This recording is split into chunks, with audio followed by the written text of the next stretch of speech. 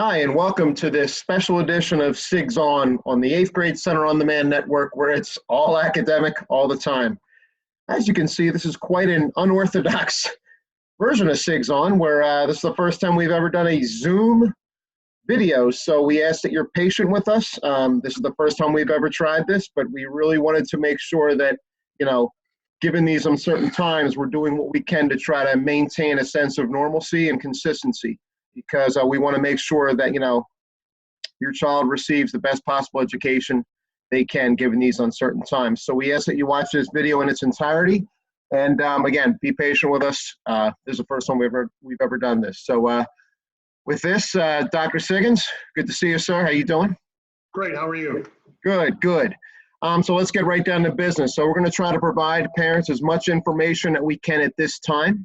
There are some things we are not sure of yet because we don't know the outcome of what's going to happen with the state and the country yet. So be patient with us. We will be as open and as honest with you and as forthright as we can. So with that being said, back on March 12th, that was the day we last saw each other in school. And it was quite a chaotic day. Literally, the school district found out approximately, 12:31 in the afternoon that the state mandated that Montgomery County schools were going to close. So we as teachers and principals literally only had about an hour or two to acclimate to that and tell the kids, hey, this is it. We're out for 2 weeks. You need to get all your stuff out of your locker. We're going to leave. So this started, with a pretty chaotic situation. But as you're going to see as you watch this video, throughout the last 2 weeks, the district, our school is, really doing a lot to try to take that brick and mortar school, that traditional way of learning, and rebuild a brand new school in 2 weeks to an online learning medium. So we're pretty excited about, this challenge we have in front of us. But, we're also going to try to give you as much information as possible to try to make it as an easy transition as possible. So with that, Dr. SIGG'S, you want to add anything to that in terms of a lot of lives can be changing right now? Sure. Obviously, we're dealing with something that we've really never had to deal with before. And Mr. Parsley, you're a father of some young children, right, that are school age. I am as well. Mm-hmm. And so, we do recognize from multiple perspectives here how challenging this is right now. You have kids at home. We have to work from home. We have certain devices within our families that we have access to, and we all have to work together. We have parents that are having to work from home like we are for the first time probably ever, and that's a challenge. We have some parents that have gotten laid off from work. So we do understand that this is a very unique situation, and it can cause people to be, there's some frustration, some anxiety, and so forth. And what we want to try to do, especially as we roll this out, is we want to do this the best that we can, and we want to make sure that we're not overloading people. So that you're going to hear that quite a bit. We're going to start out slow, and we're going to try our very best to be very flexible with everybody. That's going to be the key. Absolutely. Patience and flexibility. That's correct. Yep. One of the things that I've noticed from my own children is just the fact that they miss the social interaction with their peers. And, absolutely. And as adults, especially when we're involved in public education, we love being around people, right? Our own kids, our students and faculty members. And I'm sure many parents are feeling the same way at home. So we do get it. We really do. And it's together we're going to make our way through this, and it's gonna work out pretty well. Okay. To me, I always look at bad situations and try to figure out what are the positives that we can get out of this. To me, there are a lot of positives. For the first time, I'm actually my wife and I are able to eat with our children. Yeah. And we have true. With the sports and everything else that we're doing, we very rarely have a chance to do that. So to be able to spend time with them and to work with them right now and to teach them how to do certain things in the house, like do their own laundry and cooking and all that sort of fun stuff is fun. We also have to make sure that we get them on a schedule. And at their school, they're starting on Monday as well. So schedules have been off. Certain people in my household have been playing Fortnite till 1, 2 in the morning, right? I'm sure. And that's all going to change. And every household, the way they set up their schedule is going to be different. So we'll be talking about that in a second. Let's see. I think you're up. So real quick, ultimately from a teacher's perspective and a parent, a teacher right now, I found that, I'm used to the traditional chalkboard, the traditional, way of learning, at school each day. So over the past 2 weeks, since we're now closed until at least April 6th, it's really been a challenge, but it's kind of, I don't want to say fun because it's an unfortunate situation, but fun is in learning something new and learning how to adapt. And it's the district, is in the process of, like I said before, tearing down a brick and mortar school temporarily and building an online virtual academy, if you call it that. So, we've done a lot of work, administration, staff, everybody in the Springford community to try to make this as, positive as it can be, make it as, educational as can be. I mean, I know the mission of the district is to educate, right? Provide the best education we can for the kids, prepare them for the future. And also too, in this time of need, we're going to be flexible with the kids. So again, it's been a big challenge, but I know a lot of work has been done. And like you said, a routine is going to be essential. All right. One of the things, I'm going to share this right here, if you don't mind, Mr. Parsley. Let's see if I can do that. Let's see, as we can just hang on here. Okay. To me, I really, and not because I work at Springford or anything along those lines, I just have to tell you the amount of work that has been put forward by district office personnel, the distribution of breakfasts and lunches and the deployment of laptops and so forth to all kinds of people has been just, it has really been phenomenal. And I also think that the communication provided by the district to our families has been great. To me, I agree. This particular email that went out on Friday is just, it holds all the information that people would want to be able to access. So if you have a question about the continuation plan, you can, the instructional continuation plan, you can review that. There was a presentation that was put on, I believe it was Thursday, Wednesday or Thursday, by Dr. Murray and Dr. Gooden, and she had a whole host of people on that did a Zoom meeting like this with our entire community. That's available to you. If you need, device request forms, that's there. So a lot of information that, really all the information that parents would need is right here. And every parent got this, myself included. It's been phenomenal. Yeah. And so to me, this is something that I would recommend people to check into. The district has done a great job with that. So if you need information, especially if you need information regarding technology, I'm not trying to pass the buck, but building principals aren't the right person to go to. That would be our support center, and you give them a call or an email, and they have been very good in terms of trying to help. They've set up hours, virtual hours for people to call about questions and logins and all kinds of stuff. So an awful lot of work has been done, and not to say I hope people appreciate it, because I'm sure many of you do.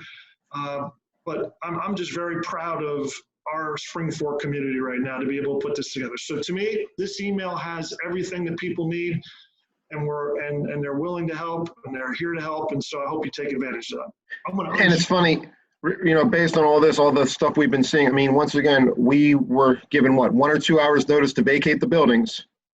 And within a week of that email, it's out. Look at all the resources that have been popping up to try to bring our school district into a virtual academy. And it's been phenomenal. It's been a challenge, but it's been phenomenal. And I just want to remind everybody, the district has been doing a great job communicating everything to the community.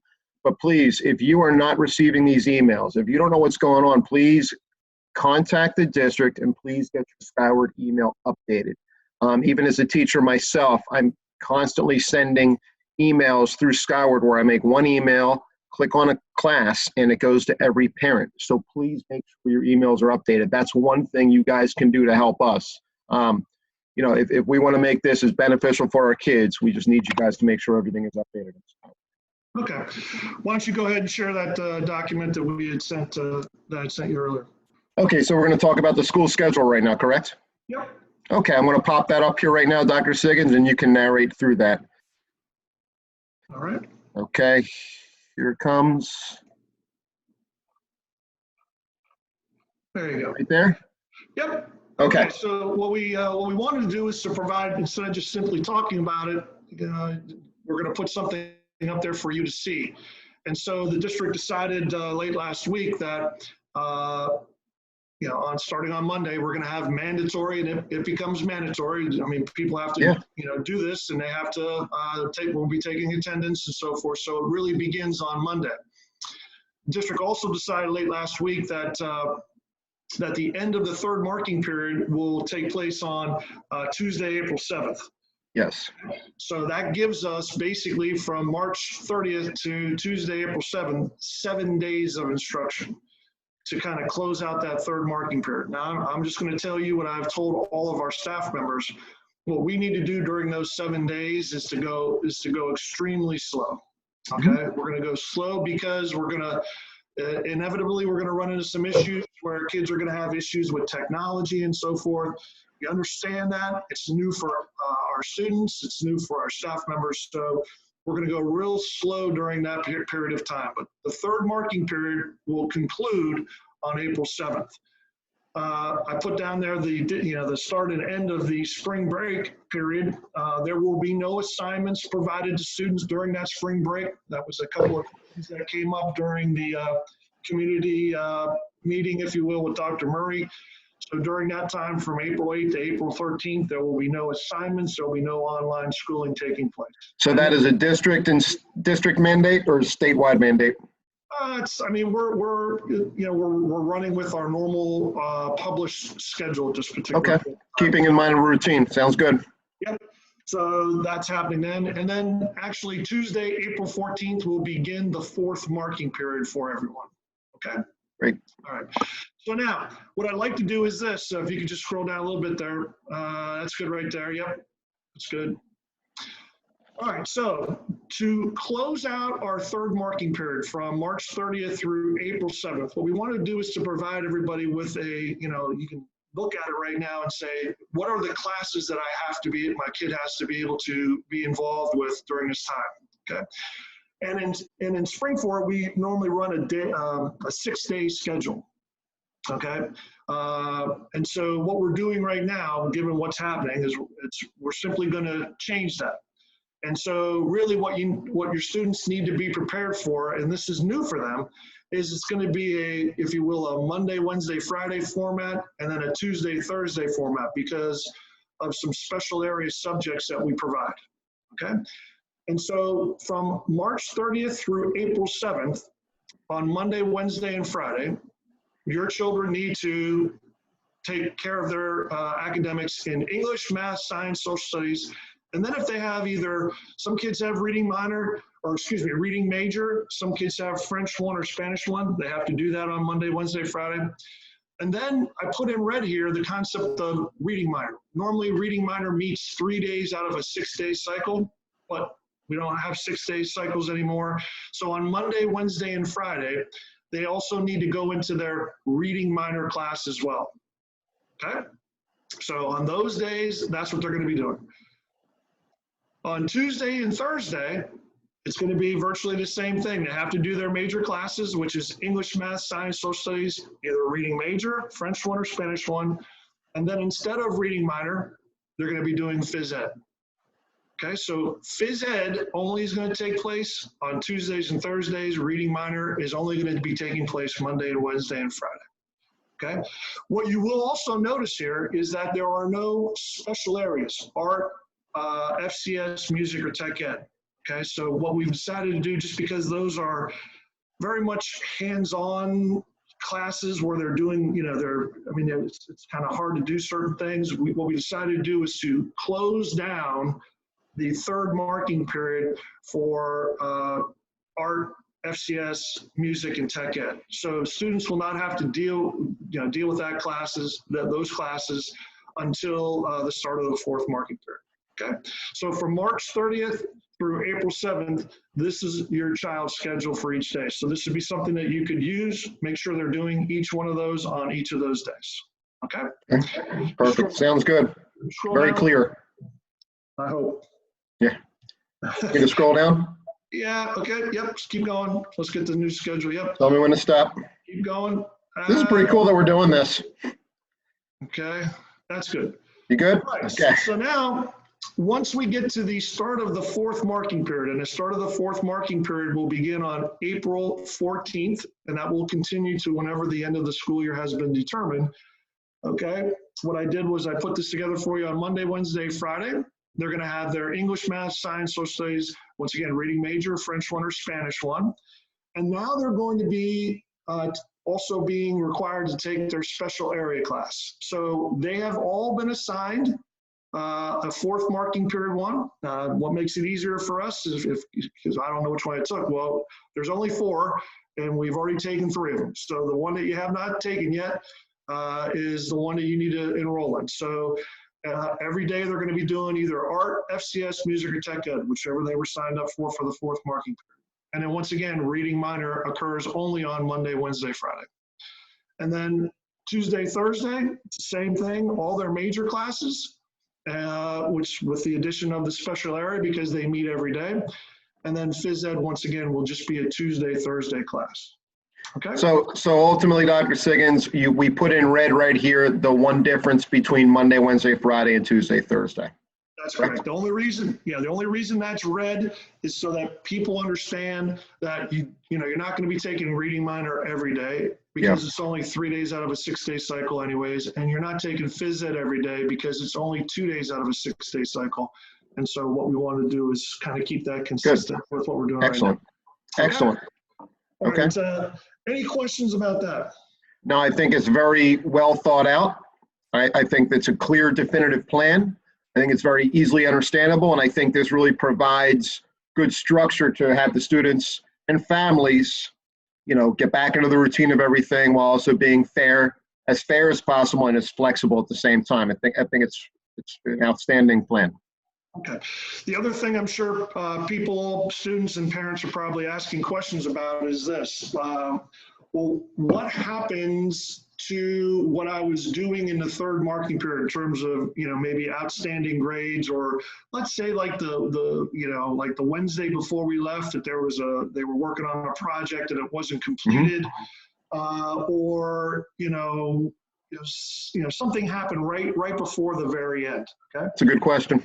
And this is really true for some kids, especially in the special areas, because they were working on, I know in our class, they were working on a major drawing grade or whatever that would be.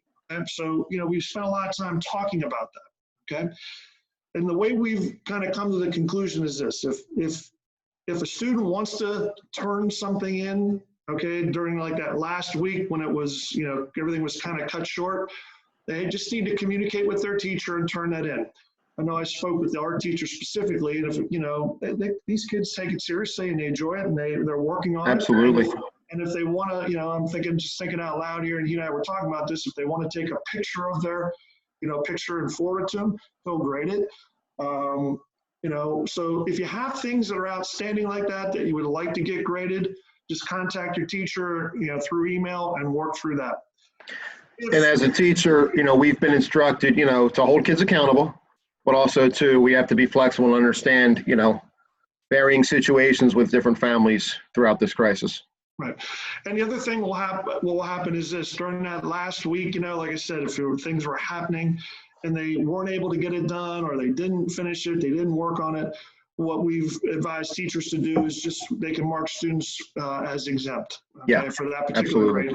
That by marking a student as exempt for that particular grade, that will not hurt their grade in any way, shape, or form. It just excludes that grade from being used in the calculation. Okay? Absolutely.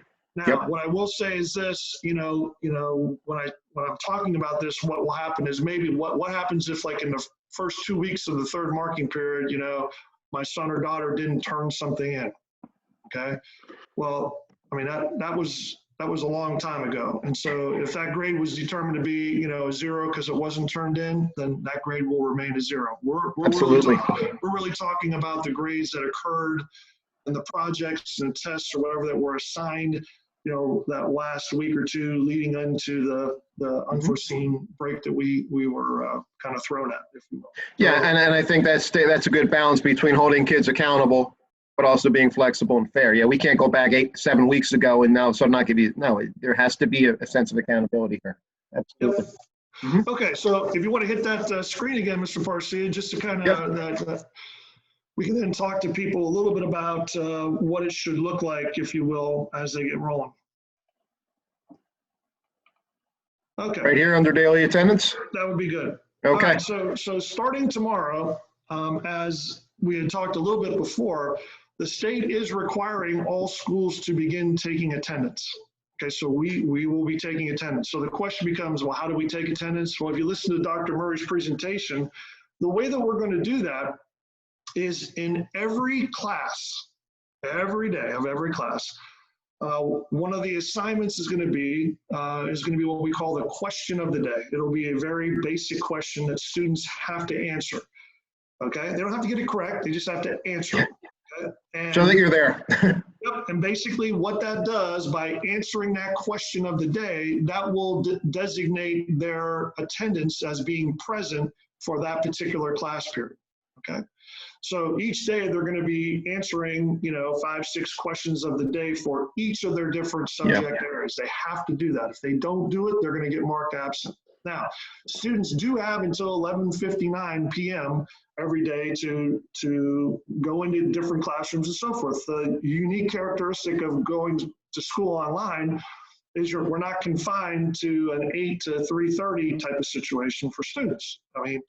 And that's where the flexibility comes in with parents and how they decide to set up their schedule for their students with the limited technology and so forth to kind of get that. But everybody has until 11:59 to mark themselves, if you will, by answering that question today as being present.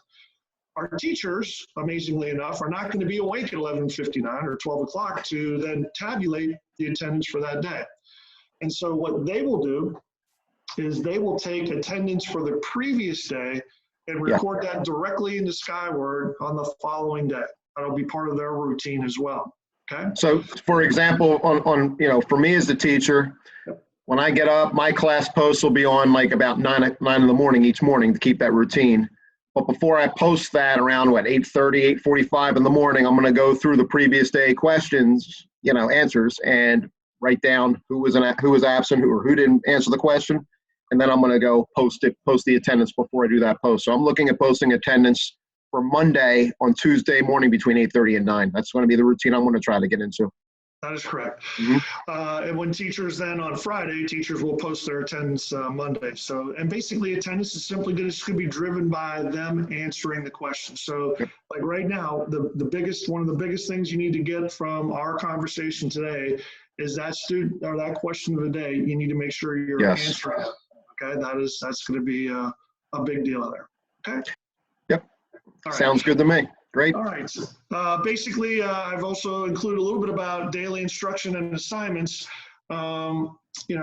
Teachers were, advised to make sure that their information, new instruction or assignments be posted daily, if they are a daily class or if they're a Monday, Wednesday, Friday, whatever day they're supposed to be doing it, that be posted by 9 a.m. And then once they finish posting their information, okay, then what can happen is they will then go in and take attendance, and that's kind of how they're going to do it. Teachers will be assigning due dates to student work. Okay, that will be part of what that is. And if there's a situation, and like I said, there's just literally hundreds of different situations where a kid goes to sit down, all of a sudden the computer doesn't work. Okay, or they're having issues with internet, with wherever. There's all kinds of things that can happen. So once again, we've talked about flexibility. All you need to do if something like that would happen is you got to communicate. And I would suggest you communicate quickly with the teacher, right? Just to let them know, hey, I had this issue, I have it done, I'll turn it in, and everybody's going to work together on this, okay? We also have this feature in Google Classroom where guardians can be invited so that they will be receiving information about what's going on in each of the classes so that you are aware. We have to, not every parent has been or guardian's been invited because we have to take each copy and paste emails from Skyward into the Google Classroom for that contact. What I will tell you is that's why it's going to be real important that your email address, your current email and address to Skyward is up to date. because what's going to happen is as our secretaries are going in and making sure that each student in Google has a guardian email contact. If it's not accurate, you're not going to be receiving this information. May I just ask a question? Let's pretend I'm a parent who doesn't have that updated. Who do I contact? Do I just call the district office? Who do I contact to get that taken care of? What are you referring to? So let's say I'm not getting any emails, my email's not updated, whatever, and it's still like this the first day of school. How do I go about getting that fixed? Okay, parents can update their emails in Skyward on their own, but if they're having problems doing that, they can obviously contact the support center and they will walk them through that. Okay. Okay. Good. They then will not need to do anything with respect to Google Classrooms. Our secretaries will then be going in and just there are a number of people that already have done that. Teachers have already done that for them. So we just want to make sure that if there are people that are missing, our secretaries will be going through and taking care of all that. Excellent. Good. Perfect. I do want to make sure that our families understand when we're talking about daily instruction. One of the big things, and Mr. Parsley, you've heard me talk about this before, is that we really want to start out slow. Okay. So, and then we want to build up to a point. There was a slide for Dr. Murray's presentation where it talked about 45 minutes of work for each of the different major content areas, right? And so, I'm just going to be honest with all of you, we're going to start probably a little bit less than that as we begin the process and build to that. And, absolutely. And we're not going to try to overload people. This is an adjustment period of time for all of us. I know it's going to be hard for me to get my two children on a schedule. I mean, it's going to happen, but it's going to be one of those things that's going to be a little bit of a struggle there in the beginning. And so to slap them with three plus hours of schoolwork when they have been doing absolutely nothing for, almost 2-3 weeks, that's not going to work. So we are going to go slow in the beginning. Please don't be alarmed by that. And then we're going to continue to build, especially after that first week, just to make sure we iron out all the kinks. Okay. And just from a teacher's perspective, kind of gradually immersing ourselves into it. As a teacher, and it's been great, we've been given so many different new choices to use to educate the kids. And sometimes these things that we're given look great and we're excited to use them. And all of a sudden, maybe 2 or 3 days into it, it's not working out as well as we thought it would. Mm-hmm. So that's why, and then we have to try something else. So that's why we're also kind of slowly getting into the routine also, because a lot of these new technologies that are out there that we're discovering will work great, some won't. So we are asking for your patience because, while again, I think this is a great opportunity to learn a lot of new things. There's a lot going on right now. We just want to make sure we want to find what's best for our routine also, to make sure the instruction is delivered well to the kids. And the cool thing is that, as older people, right, you and I are, I'm much older than you.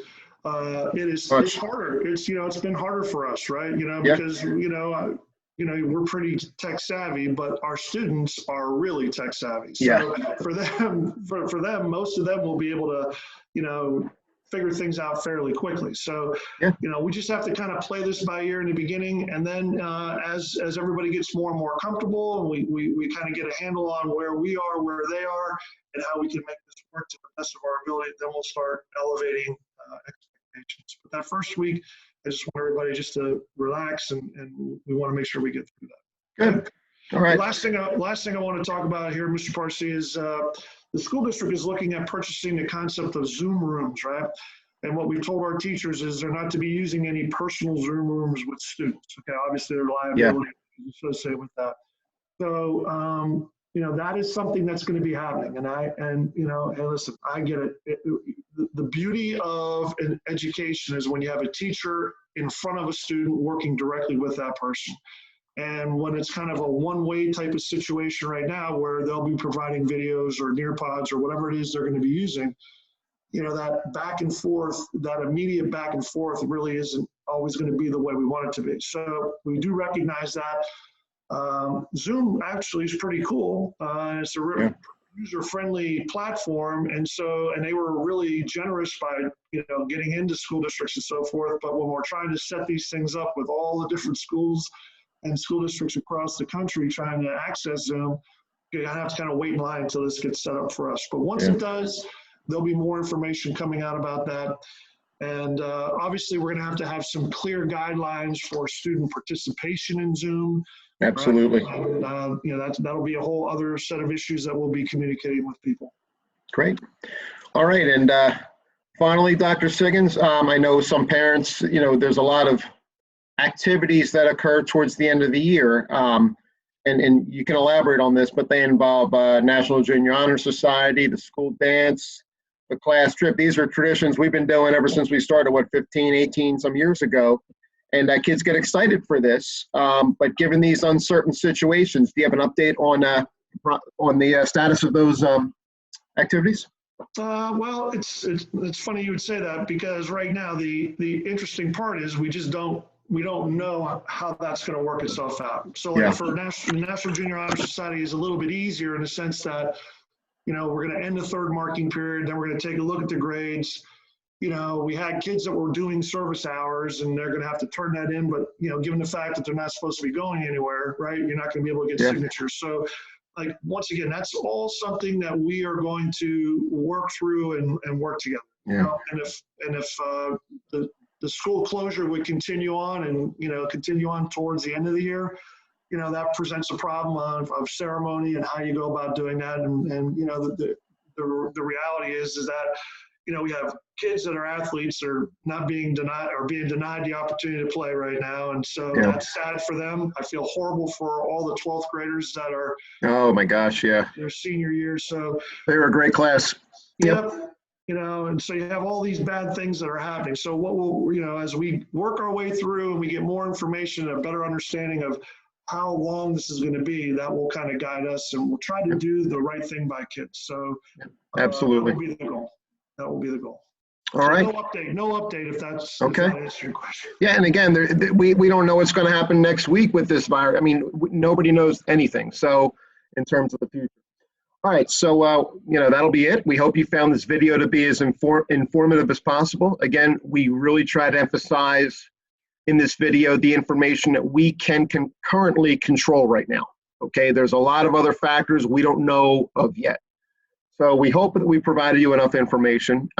We hope you found this informative. Again, our mission is to continue to educate, be as fair, be as helpful as we can, and we hope that you found this video, this unorthodox version of SIGG'S On, was helpful. And I'll just say this too, personally. I mean, even though we've been faced with this challenge, I think it's been pretty neat to see this district and a lot of us come together and, fight through an adverse situation and, develop a brand new school. I think that, if you want to look at the positive out of this, which we always try to, I think it's pretty cool what we've been able to accomplish so far, and I'm looking forward to see the outcome of the results. So, and I know you feel the same way. You do miss seeing the students, right? That's a big part of what we do, and we've seen some tremendous growth in many of our students this year. They're making good decisions, and you miss being around them and watching them grow and learn, and that to me is the sad part about what's going on. We hope everybody is for our students, that while you're at home, right, and you got siblings, you're helping out, you're being good brothers and sisters, you're helping your parents out. We hope all those things are going on, and we look forward to seeing you. And if we just look forward to seeing you when that time arrives. Absolutely. All right. Well, thank you very much, Dr. SIGG'S, and that'll be it for this edition of SIGG'S On Special Report, Special Edition. Thank you for watching this, and thank you for watching the On-Demand 8th Grade Center On-Demand Network, where, as always, even though it's via Zoom, it's still and always will be all academic all the time. Thank you very much, and have a great day.